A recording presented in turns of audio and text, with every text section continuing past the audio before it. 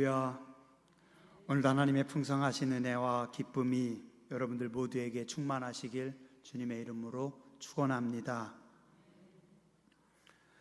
오늘 말씀의 1절과 2절을 보면 여러 인물들이 나옵니다. 디베르 황제, 빌라도 총독, 갈릴리 분봉왕 헤롯, 이두레와 드라고니 지방의 분봉왕 빌립, 아빌레네 분봉왕 루사니아, 그리고 대제사장 안나스와 가야바입니다. 7명의 인물들이 나오는데 모두 다 쟁쟁한 사람들입니다. 당시 세계를 지배하던 제국 로마의 황제, 그리고 그가 유다 지역에 책임지고 파송한 총독, 그리고 유다 지역의 3명의 왕들, 그리고 2명의 대제사장이 나옵니다. 그냥 1절에 디베르 황제가 통치한 지 15해라고만 하든지, 아니면 누군가 한 사람만 기록하면 되는데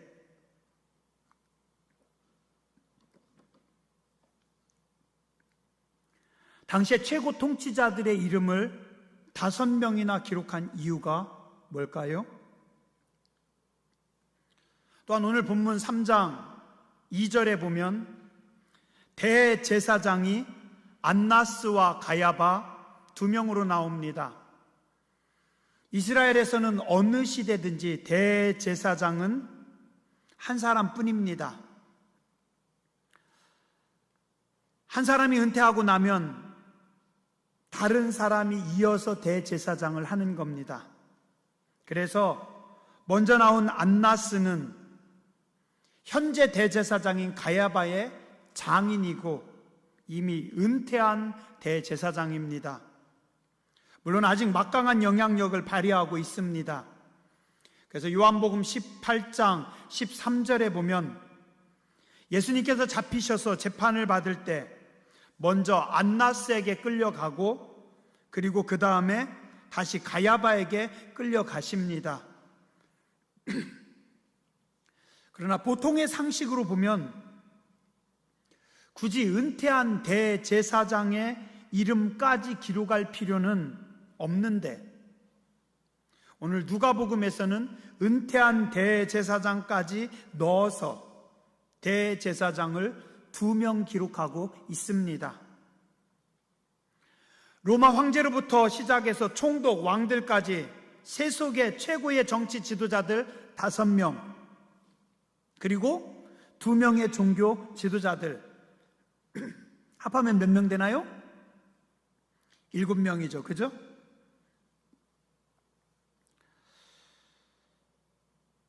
그리고 2절 하반부에 상대적으로 한 사람의 이름을 소개하고 있습니다.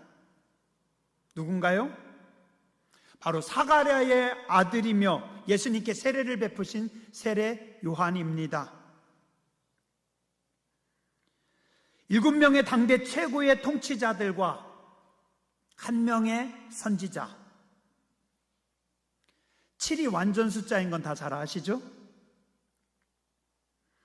당시에 완전한 최고의 권력자들 7명, 그러니까 완전한 세상의 권력입니다.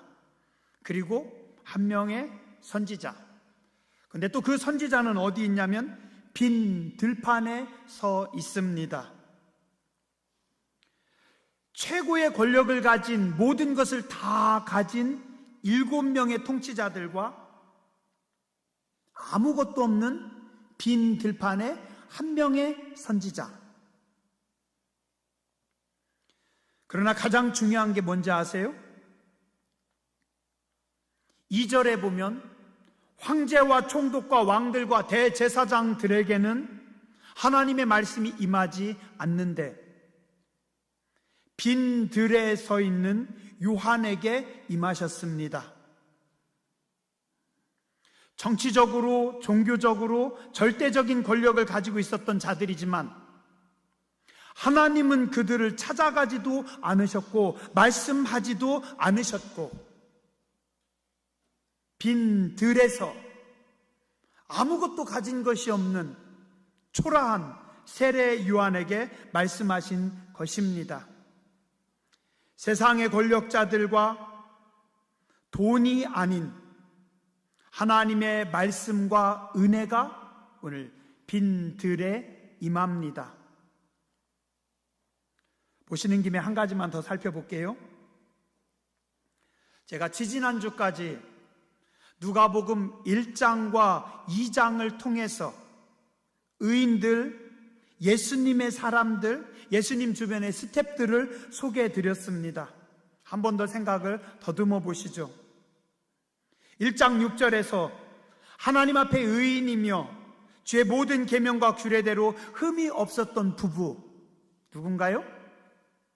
사가랴와 엘리사벳, 그리고 그들의 아들 세례 요한, 그리고 목숨 걸고 순종한 마리아가 나옵니다.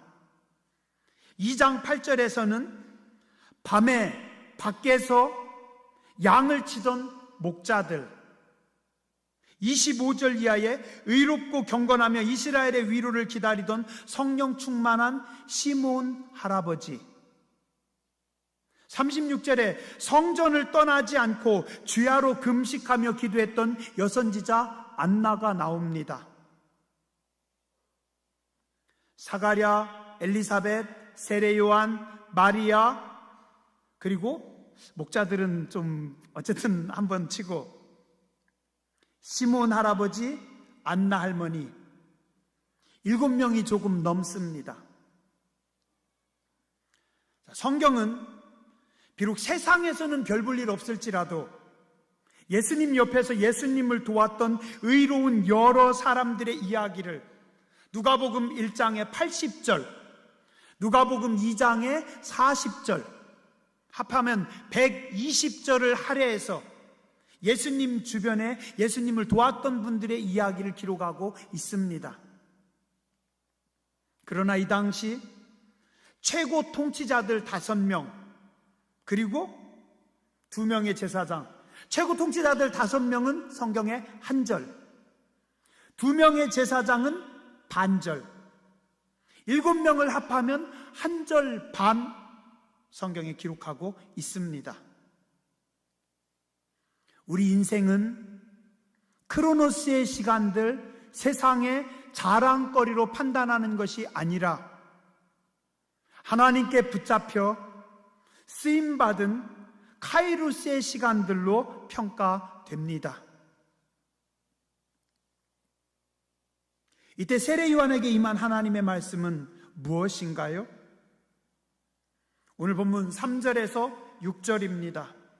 그 옛날 600년 전, 700여 년 전에 선지자 이사야가 받았던 말씀입니다. 이사야 40장 3절에서 5절입니다. 외치는 자의 소리여 이르되 너희는 광야에서 여호와의 길을 예비하라. 사막에서 우리 하나님의 대로를 평탄하게 하라. 골짜기마다 도두어지며 산마다 언덕마다 낮아지며 고르지 아니한 곳이 평탄하게 되며 험한 곳이 평지가 될 것이요 여호와의 영광이 나타나고 모든 육체가 그것을 함께 보리라. 이는 여호와의 입이 말씀하셨느니라. 이 말씀은 그 옛날 이스라엘 백성들이 범죄함으로 하나님께 심판을 받아서 나라가 망합니다. 그리고 바벨론의 포로로 잡혀서 있을 때 하나님께서 당신의 백성들에게 맨 처음 주신 말씀입니다. 이사야 40장 1절, 너희의 하나님이 이르시되 너희는 위로하라. 내 백성을 위로하라. 왜냐하면 하나님께서 이제 광야에 새 길을 만드실 것이고 사막에 하나님의 대로를 뚫어서 이스라엘 백성들이 돌아갈 길을 만들어 주시겠다. 비록 지금은 이역만리 바벨론의 포로로 잡혀 있지만 고국 이스라엘까지 돌아가려면 중간에 광야가 있고 사막이 있고 너무 길이 험난해서 갈 수가 없고 막막하지만 하나님께서 그 광야에 사막에 길을 만드셔서 포로로 잡혀간 이스라엘 백성들을 돌아오게 하실 것이다. 이스라엘 백성들이 고국 예루살렘으로 돌아가는 길은 골짜기들은 하나님께서 메워주실 것이고 산과 언덕들은 하나님께서 깎아서 낮추실 것이고 광야와 사막에 길을 내고 고르지 않은 곳을 평탄하게 하시고 험한 곳이 평지가 될 것이다.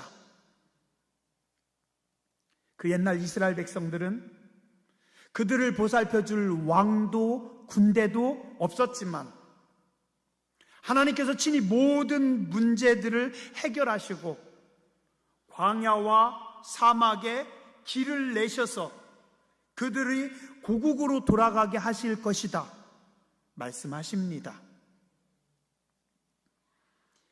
이제 오늘 그 기적의 말씀들이 다시 세례 요한에게 임합니다. 600년 전 이스라엘이 바벨론의 포로로 살았지만 지금 이스라엘 백성들은 죄와 악의 포로로 죽어가고 있습니다. 그들에게 오늘 하나님께서 회개와 생명의 길을 열어 주십니다.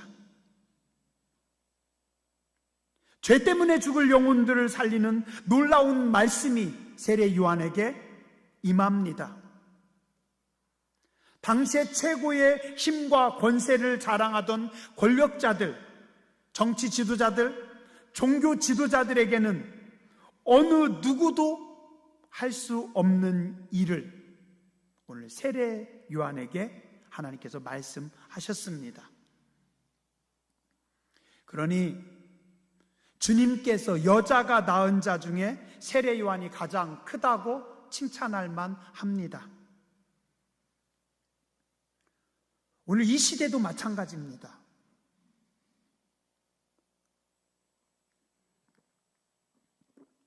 대통령, 장관들, 국회의원들, 정치인들에 비교하면 오늘 우리는 빈 들에 서 있는 별 볼 일 없는 모습 뿐입니다.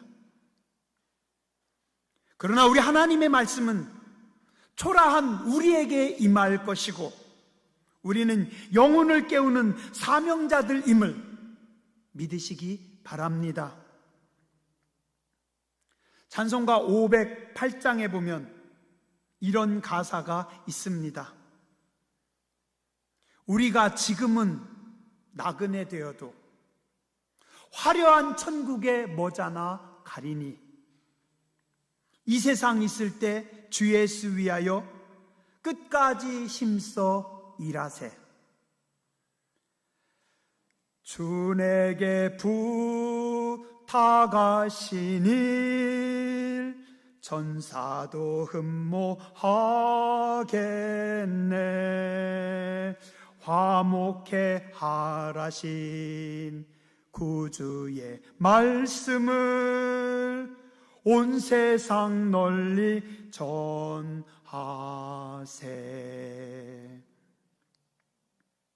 하나님은 당신의 말씀을 권력자들, 지도자들에게 주시지 않으시고 하나님의 사람들에게 맡겨 주십니다. 오늘도 이 나라의 영계는 대통령이나 정치 지도자들에게 있는 것이 아니라 하나님의 말씀을 받은 여러분들에게 있습니다. 그리고 오늘 누가복음 3장 4절에서는 이사야서 40장 3절 5절까지만 인용되었는데 그 바로 뒤에 이사야서의 말씀을 살펴보면 이런 말씀이 더 있습니다. 이사야 40장 6절에서 8절 모든 육체는 풀이요 그의 모든 아름다움은 들의 꽃과 같으니 풀은 마르고 꽃은 시드나 우리 하나님의 말씀은 영원히 서리라 하라. 권불 10년 화무 11홍이라고 하죠. 권력은 10년을 가지 못하고 꽃은 열흘을 불지 못한다는 말입니다. 땅에서는 이 땅의 통치자들과 권력자들이 아주 잠깐 그들의 모든 힘과 풍요를 다 가진 것 같지만 그들의 모든 아름다움은 들의 꽃과 같으니 곧 마르고 시들 것이다. 그러나 하나님의 자녀들에게 임한 하나님의 말씀은 영원히 서리라 말씀하고 계십니다. 하나님의 백성들은 땅의 권력과 풍요가 아닌 하나님의 임재와 말씀을 사모하며 살아가야 합니다. 오늘 하나님은 빈 들에서 사가랴의 아들 세례 요한에게 말씀하셨고, 이제 요한은 광야에서 그 하나님의 말씀을 다시 선포합니다. 물론 2000년 전의 역사이기 때문에 학자들에 따라서 조금씩 의견이 다르긴 하지만 거의 대부분의 성서학자들은 세례 요한이 사해바다 바로 옆에 유다 광야에서 수도사적인 생활을 하고 있는 에세네파와 함께 있었을 것이다 라고 봅니다. 즉 세례 요한은 아버지가 유명한 제사장이었고 어쩌면 자신도 아버지의 뒤를 이어서 훌륭한 제사장이 될 수 있었지만 그 길을 버리고 사해바다 옆, 즉 유다 광야에 들어가서 생활했던 것입니다. 오늘 4절에 광야에 외치는 자의 소리, 여기는 몇 가지 아주 중요한 의미가 숨겨져 있습니다. 첫 번째, 방금 말씀드렸듯이 모든 것이 다 망하고 끝난 폐허 속에서도 하나님께서 새로운 회복의 길, 생명의 길을 여십니다. 어쩌면 사람들의 생각으로는 불가능해 보이고 꿈 같은 일이지만 하나님은 친히 그 일을 이루고 계십니다. 아니, 지금 그게 말이 되는 소리야? 아무리 믿음으로 산다 해도 말이 되는 소리를 해야지. 광야에 외치는 자의 소리?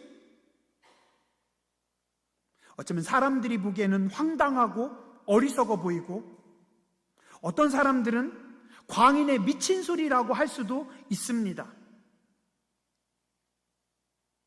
그러나 하나님께서 일하시면 그 황당한 일들이 현실이 됩니다.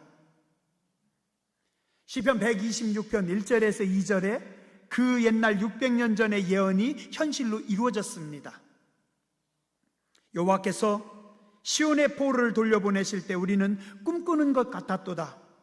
그때 우리 입에는 웃음이 가득하고 우리 혀에는 찬양이 찼었도다. 그때 문나라 가운데에서 말하기를 여호와께서 그들을 위하여 큰 일을 행하셨다 하였도다.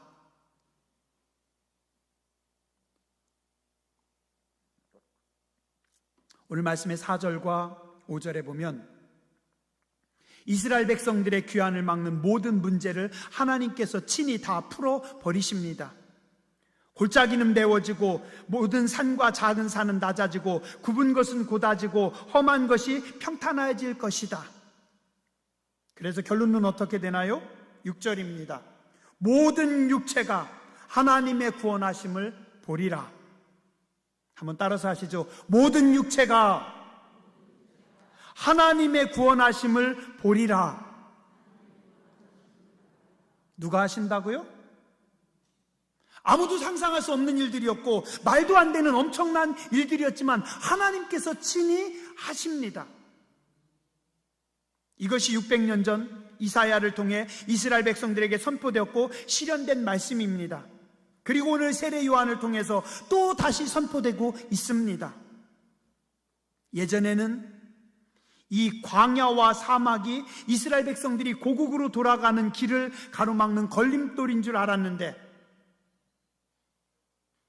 다시 보니 그 속에 하나님께서 준비하신 길이 있었습니다.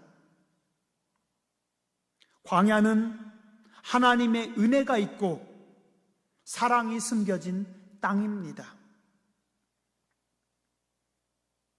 마태복음 3장 2절에서 세례 요한이 선포한 말씀을 간결하게 전합니다. 회개하라, 천국이 가까이 왔느니라. 이제 하나님의 나라가, 하나님의 구원이 가까이 왔으니 내 백성아 회개하고 나아올지어다. 이제 하나님의 나라가 이루어짐으로 모든 육체가 하나님의 구원하심을 보게 됩니다. 또한 하나님의 일하심은 사람들의 생각과는 다릅니다. 우리는 주로 어디서 설교해야 한다고 생각하나요? 어디서 설교해야 더 영향력이 클까요?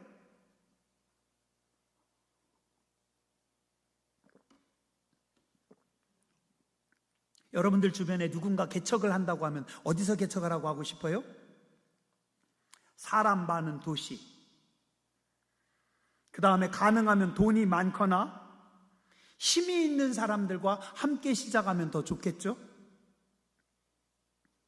그런데 오늘 하나님은 세례 요한을 예루살렘이나 권력자들에게 보내지 않으시고 사람들이 잘 찾지 않고 가기 싫어하는 그곳에서, 광야에서 선포하게 하십니다. 인간의 생각과 하나님의 일하심은 완전히 다릅니다. 오늘 하나님은 아무도 없는 유다 광야에서부터 말씀하시고 하나님의 일을 시작하십니다. 그런데 놀라운 것은 사람들의 생각과는 다르게 깨어있는 하나님의 백성들, 은혜에 갈급한 사람들이 하나 둘씩 유다 광야로 나아오고 있습니다.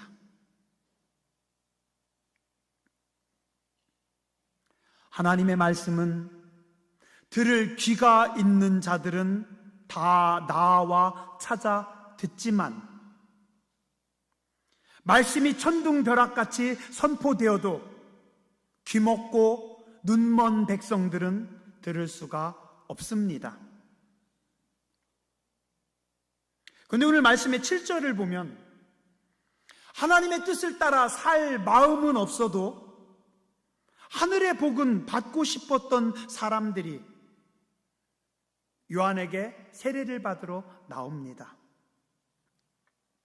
삶의 회개와 변화 없이 구원만 받고 싶어서 나오는 자들에게 세례 요한은 아주 준엄하게 꾸짖고 있습니다.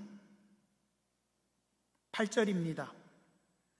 회개에 합당한 열매를 맺으라. 하나님의 나라는 회개에 합당한 열매 없이, 삶의 변화 없이 세례만 받는다고 들어가는 것이 아니라고 선포하고 있습니다. 9절입니다. 좋은 열매를 맺지 아니하면 도끼에 찍혀 불에 던져질 것이다. 예수님을 믿고도 삶이 변화되지 않으면, 거듭나지 않으면 하나님의 심판을 받게 됩니다. 마지막으로 회개에 합당한 열매는 무엇입니까? 11절부터 14절까지 친절하게 가르쳐주고 있습니다. 옷이 두 벌인 자는 한 벌을 다른 사람에게 나누어 주고, 먹을 것이 남는 자는 없는 자에게 나누어 주고, 세리들은 부과된 세금 외에 더 걷지 말고, 군인들은 받는 급료에 만족하고 더 빼앗지 마라.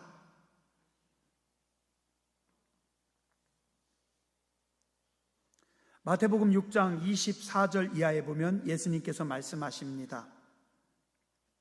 한 사람이 두 주인을 섬기지 못할 것이니 너희가 하나님과 재물을 겸하여 섬기지 못하느니라.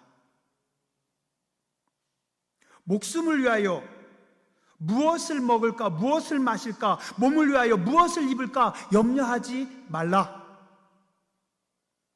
공중의 새를 보라. 그들은 염려하지 않아도 너희 하늘 아버지께서 기르시느니라. 너희는 염려하여 이르기를 무엇을 먹을까, 무엇을 마실까, 무엇을 입을까 하지 말라. 내일 일을 위하여 염려하지 말라. 내일 일은 내일이 염려할 것이요 한날의 괴로움은 그날로 족하니라. 따라해 주시기 바랍니다. 사람의 염려가 욕심을 낳고 욕심이 죄를 낳습니다. 한 번 더요. 사람의 염려가 욕심을 낳고 욕심이 죄를 낳습니다. 너희는 먹고 사는 것들, 내일 일을 위하여 염려하지 말고 주신 것에 만족하며 나누며 살지어다. 그러면 하늘 아버지께서 채우시리라. 광야의 소리는 하나님의 나라를 사모하는 자들에게, 하나님의 은혜를 사모하는 자들에게만 선포되는 생명의 말씀입니다. 사람이 이 땅에서 갖는 모든 염려와 욕심을 내려놓고 두 손을 비우면 하나님께서 채우시고 하나님께서 붙잡아 주십니다. 기도하겠습니다.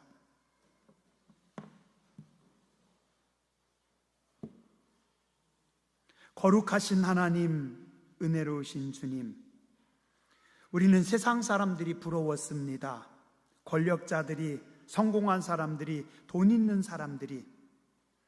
그러나 하나님은 빈 들에 서 있는 초라한 세례 요한을 주목하셨습니다. 오늘 우리도 하나님께서 주목하시는, 하나님께서 말씀하시는, 하나님께서 들어서 쓰시는 광야의 소리가 되게 해주시고 사명자들이 되게 하여 주시옵소서. 오늘 우리 손에 가진 것이 많습니다. 오늘 우리 눈이 바라보는 것들이 많습니다. 우리의 마음이 분주합니다. 우리의 손을 비우고 우리의 시선을 주께로 향하게 하시고 우리의 마음을 지키게 하여 주시고 위로부터 부어주시는 말씀으로 하나님께서 주시는 은혜로 하나님께서 공급해 주시는 것으로만 나아가는, 살아가는 세례 요한 같은 백성들 되게 하여 주시옵소서. 존귀하신 주님, 예수님 이름으로 간절히 기도드렸습니다. 아멘.